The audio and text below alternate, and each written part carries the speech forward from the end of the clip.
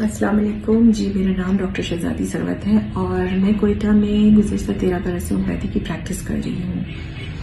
آج کے دن کے حوالے سے میں کچھ انفارمیشن شیئر کرنا چاہ رہی تھی۔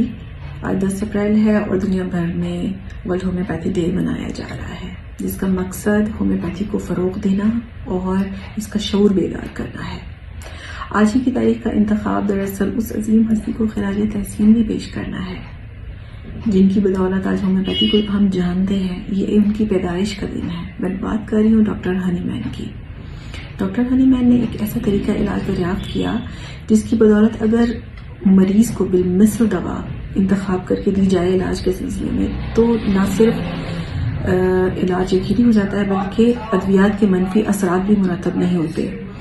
تو میں اگر یہ کہوں کہ ہومیوپیتھی طریقہ علاج ایک محفوظ ترین طریقہ علاج ہے تو یہ غلط نہ ہوگا۔ لہٰذا میری آپ سب سے، جو بھی مجھے دیکھ رہے ہیں یہاں، میرے آڈینس، میری یہی گزارش ہے کہ آپ اگر اپنے آپ سے پیار کرتے ہیں تو ہومیوپیتھی طریقہ علاج کو اپنائیے، کیونکہ ہومیوپیتھی صرف علاج نہیں کرتی بلکہ کیئر بھی کرتی ہے۔